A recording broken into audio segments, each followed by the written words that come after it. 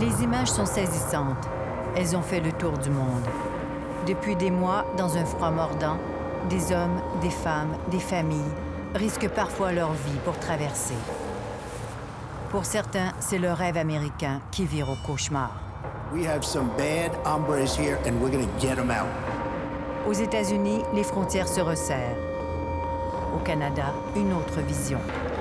L'ouverture, la compassion, la générosité est la meilleure façon et de se protéger et de promouvoir nos valeurs et nos communautés fortes.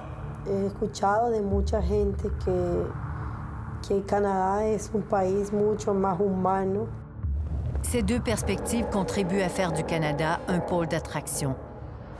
Dans un contexte mondial où des dizaines de millions de personnes sont déracinées de leur pays d'origine, du jamais vu dans l'histoire du monde.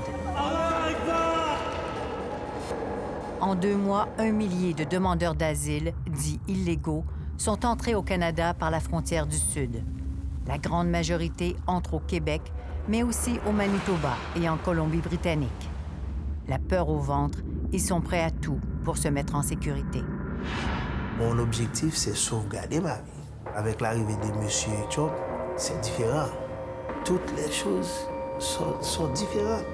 Et pour ceux qui les représentent, l'enjeu est critique.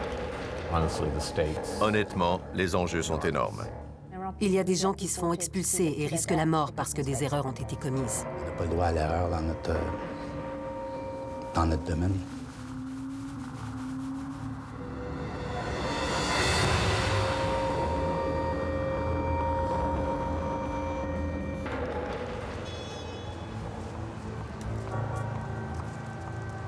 Bonjour, moi c'est Joanne. Bienvenue. Vous avez vos documents? Avez-vous écrit les raisons pour lesquelles vous ne voulez pas retourner en Haïti sur l'autre feuille, comme je vous avais demandé? Ces 2 hommes sont arrivés au Québec il y a 10 jours. Nous allons préserver leur anonymat pour ne pas nuire à leur demande d'asile. Vous êtes arrivés les deux le 12 mars? Avez-vous traversé ensemble? Oui. Vous avez traversé ensemble, hein? OK, c'est ça. Leur histoire est typique, celle de centaines d'autres qui traversent depuis quelques mois la frontière du Sud. Ils ont demandé l'asile aux États-Unis où ils vivaient depuis 3 ans. Mais ils ont fui de peur d'être expulsés en Haïti avant que leur demande ne soit traitée. Je sais que les agents d'immigration les arrêtés et se rendent aux États-Unis et se rendent à Haïti. OK, donc 2 personnes comme vous que vous connaissez qui avaient demandé le statut de réfugié aux États-Unis, ils ont été convoqués par les autorités de l'immigration. Arrêtés dans la rue. Ils ont été arrêtés dans la rue et il y avait une demande d'asile aux États-Unis comme vous. Oui. Et là, eux, ils ont été expulsés vers Haïti. Les 2 hommes ont voyagé par autobus de l'État du Delaware à Plattsburgh.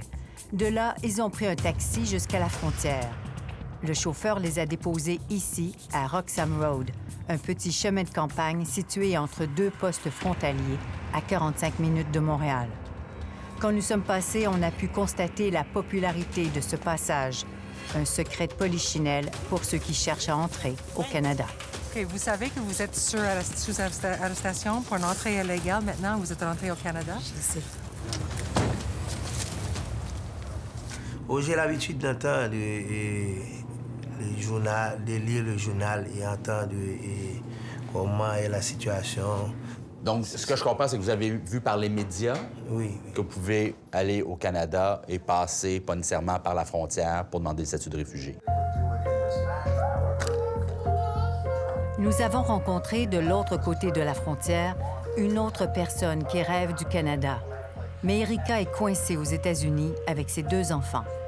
No, de que ya no podíamos regresar a la casa porque si no nos iban a matar. Au Salvador, la présence des gangs criminalisés est un problème endémique. Erika raconte qu'un membre d'un gang a tué son beau-frère. Son conjoint l'a dénoncé à la police. Craignant pour sa vie, il s'est enfui rapidement au Canada. Erika affirme que pour se venger, le gang s'en serait pris à elle. Me pedía dinero.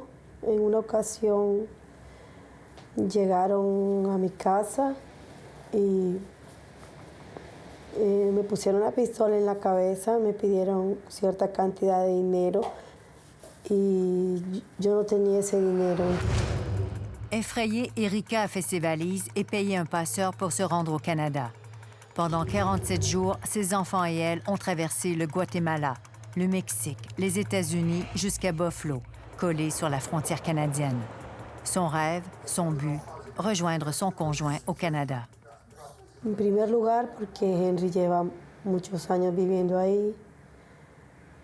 En segundo, porque he escuchado de mucha gente que Canadá es un país mucho más humano, donde están más dispuestos a ayudar a la gente que tiene problemas en su país. Y porque en Estados Unidos yo no tengo familia. Son conjoint, qui habite à Toronto, ne peut la parrainer parce qu'il n'a pas encore de statut ici.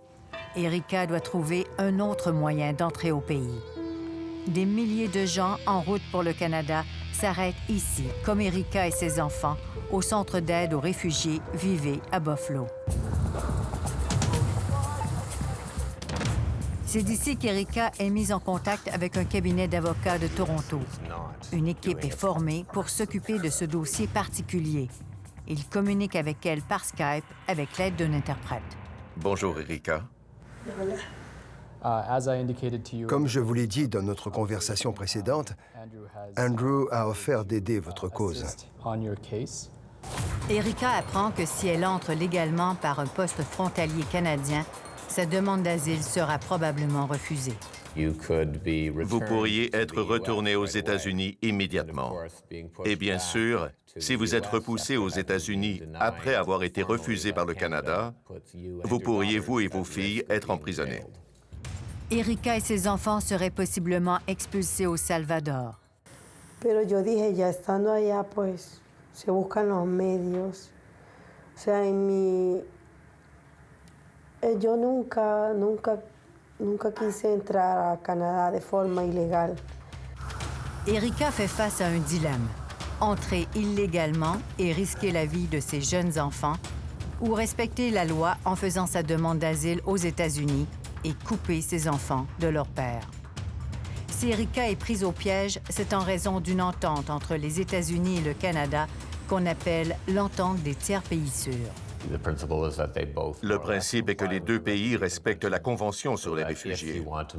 Si vous voulez faire une demande de statut de réfugié, vous devez le faire dans le premier pays où vous arrivez.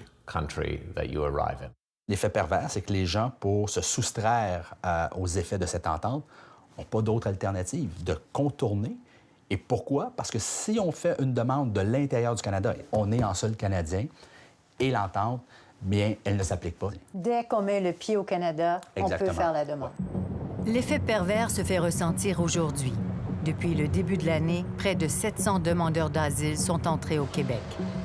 Pendant cette période, alors que toutes les caméras sont tournées sur eux, plus d'1 millier de demandeurs d'asile sont entrés légalement aux postes frontaliers et aux aéroports. Toutes les demandes devraient en principe être entendues dans les 60 jours. Advenant un refus, des procédures d'appel existent et peuvent rendre le processus beaucoup plus long. Vous m'avez dit qu'il y avait un problème avec l'un d'eux. Pouvez-vous m'en parler? Kassai Gabré a fait sa demande d'asile à Toronto il y a 12 ans. Il est originaire d'Asmara, en Érythrée, où sévit un des régimes les plus répressifs d'Afrique. À une époque, vous vous êtes caché. Pourquoi? J'avais très peur des autorités. Je pensais qu'ils allaient me renvoyer en Érythrée. Kassai dit être chrétien pentecôtiste, une religion interdite dans son pays. Il soutient avoir été persécuté. La commission de l'immigration ne l'a pas cru. Les procédures d'appel se sont multipliées sans succès. Il était détenu sur le point d'être expulsé lorsqu'il a été mis en contact avec l'avocate Catherine Bruce de l'aide juridique de l'Ontario. Elle l'accompagnera dans une ultime approche, une demande humanitaire qui lui permettrait de rester au Canada. Mais elle le prévient, ça pourrait mal tourner. Comme vous le savez, Kassai, nous allons avoir une décision aujourd'hui. Je crois bien que votre demande a été bien préparée et je suis optimiste. Il y a un risque de détention. Si cela arrive, soyez assurés que nous allons nous battre pour vous. Je ne crois pas qu'on vous posera beaucoup de questions aujourd'hui. Vous allez simplement connaître la décision. Après près de 12 ans, vous aurez un statut. L'avenir de Kasai se joue aujourd'hui. S'il est refusé, il pourrait être détenu et expulsé sur le champ en Érythrée. Vous avez l'air un peu pâle, un peu nerveux.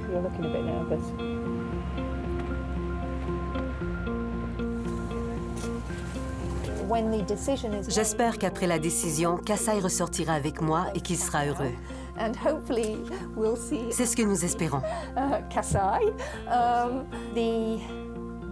Le pire scénario serait qu'il ne ressorte pas et qu'il soit incarcéré. L'impression qui se dégage du gouvernement américain, c'est que les États-Unis ne veulent plus être un pays d'accueil. Le décret Trump interdisant l'entrée aux ressortissants de certains pays musulmans en est un exemple. Keep those out who will do us harm. Aux États-Unis, les expulsions s'intensifient et alimentent la peur. Dans ce contexte, ces deux hommes sans papiers légaux aux États-Unis avaient toutes les raisons de craindre les agents américains. Ils ont été d'autant plus surpris de la tournure des événements. Pourquoi vous avez passé illégalement?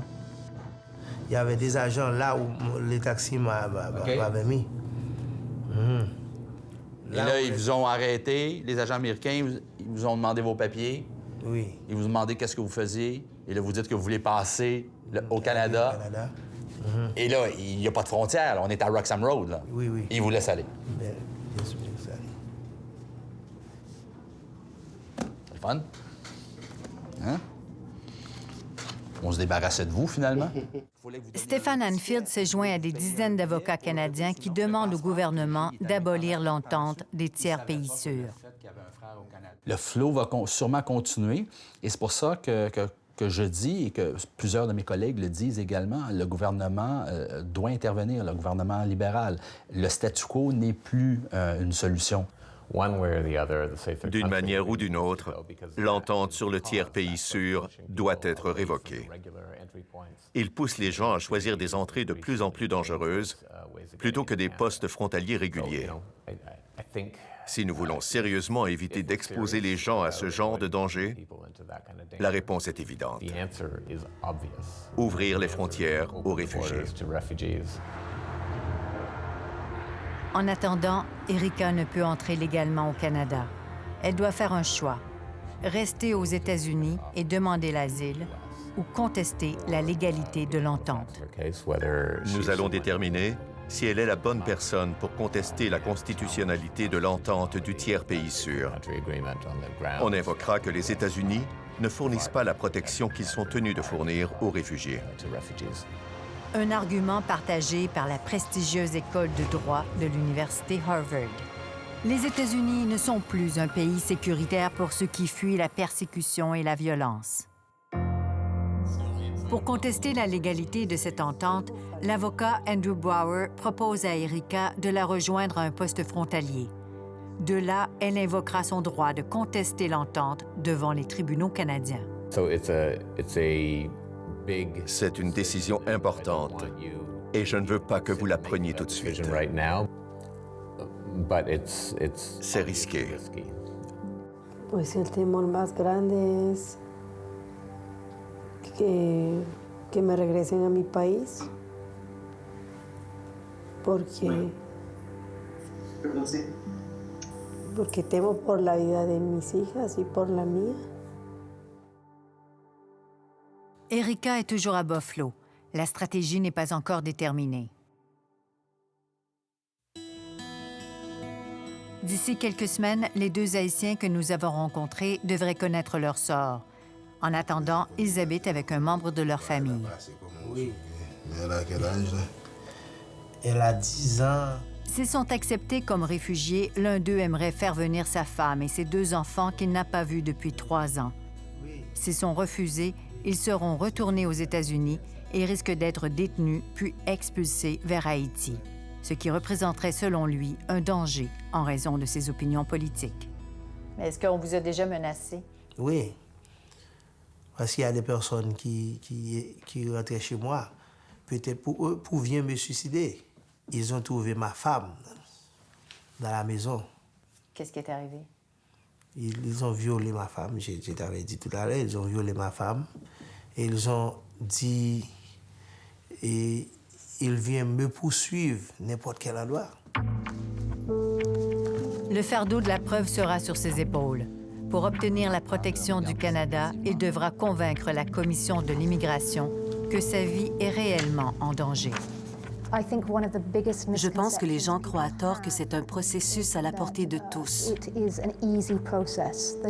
qu'il est facile d'établir que vous êtes un réfugié, que les gens viennent ici parce qu'ils recherchent une vie plus facile. Ce n'est pas le cas.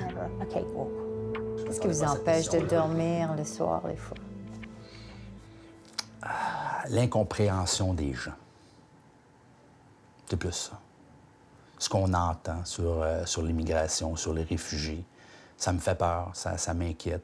Ce discours haineux de plus en plus présent sur la place publique, sur les réseaux sociaux, ça, je trouve ça inquiétant. Le permis de travail, on pourra en discuter. On peut effectivement faire une demande de permis de travail. Oui, si vous le souhaitez. Oui, je souhaite ça. OK.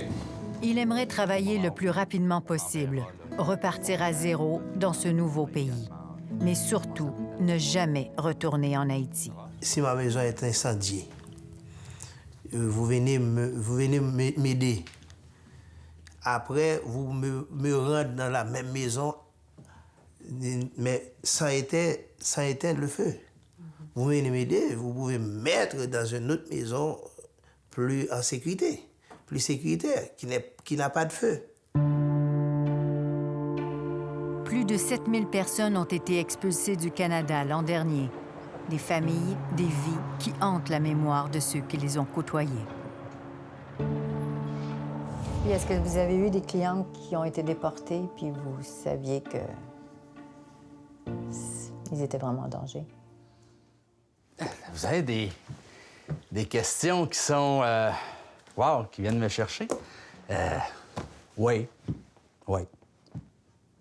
Mm-hmm. Comment vous vivez avec ça?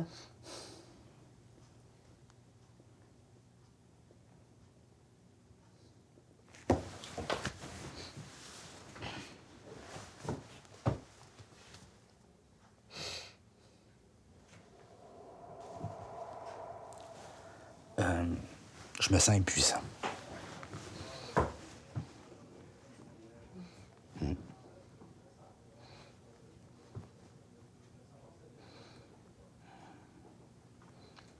On n'a pas le droit à l'erreur dans notre domaine. Les succès sont fantastiques. Contribuer à assurer la sécurité ou réunir une famille, c'est merveilleux. Autant gagner un dossier peut être enivrant, autant en perdre un est terrible. Ça vous hante. De retour à Toronto, nous attendons de connaître le sort de Kasai Gabre. Comment ça a été? Vraiment bien. Qu'est-ce qui s'est passé? Je crois qu'ils ont accepté ma demande humanitaire. C'est fantastique. En principe, il a été accepté, ce qui est fantastique. Il est autorisé à rester. Vous auriez dû voir son visage à l'intérieur, il était très ravi. Finalement! Ouais. Avait presque 12 ans.